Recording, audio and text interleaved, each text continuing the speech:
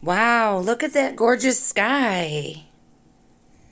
Not! Look at those three lines. Because of the amount they've dispersed, you can tell they were all laid at about the same time. I'm trying to do this safely, guys. I wanted to record it before I couldn't see it anymore. They are out heavy and thick today. They're just coming out in droves, one after the other. Okay, I'm stopped for a second. Alright, look at the plumage. This drip effect. That is not a water vapor condensation trail. If you look at the way these dissipate, they do it entirely differently than contrails. While I'm driving, just more and more of them come out and start spraying, and I can't get a good video of it. But look at this. If you're older than 30, tell me this is what the sky looked like when you were a kid. There goes a fresh one right now. Also, look, there's a break in that trail right there. You telling me that the engines just shut off for a second on that plane? Well, there we go. There's a comparative example, guys, right next to each other. Chemtrail on the right,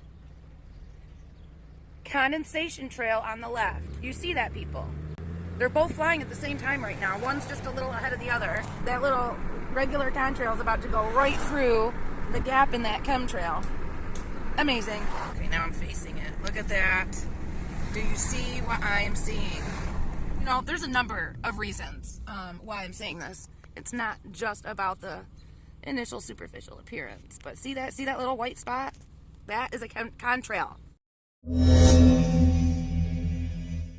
Okay, here we go. Here's another good example.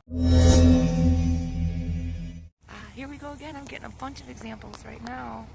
This is a contrail from a plane that is flying through a somewhat dissipated chemtrail. For some perspective,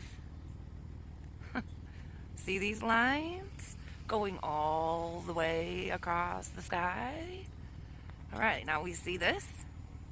See, it's so small I can barely find it. See how it's not leaving a line all the way across the sky? Okay, and here's another example. There's those three lines. Commercial routes don't fly that way. You can tell that they all went down about the same time because they're dissipated about the same amount. Look at that. When is the last time that you were on a plane and you looked over and saw two more planes in the lanes next to you? Those are not commercial routes. And there's far too many of them. I mean, I can't tell you how many planes I've counted just on a 15-minute drive home from work. You know, we don't have that much commercial jet traffic to have, 5 to 10 planes in the sky at a time. There's another one. This is unreal. Look at the difference. Tell me you see the difference. Oh my God. See what I mean? Just 2 minutes I've been standing in this parking lot and I've recorded like 4 or 5 more planes coming out. Now this one does appear to be laying a chemtrail. Comes out looking thin at first, similar to a contrail, but it doesn't disappear behind the plane, and then it fans out, and they tend to do them in these lines and grids and X's because as they fan out, it covers the sky more thoroughly. Okay? As they fan out, it covers the sky. You can see all these various different stages of progress and fanning out, and you can clearly see it is not the same. Now you might have a plane that's leaving a regular contrail and then it starts spraying a chemtrail, or vice versa. This one just left a gap.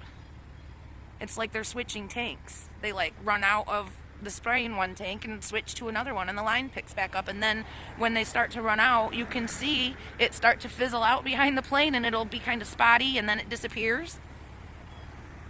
I've been watching these for years, people. I didn't just look up the sky one day and say, oh,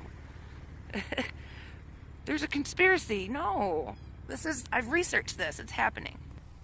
So thank you for joining me this morning on Simply Savvy.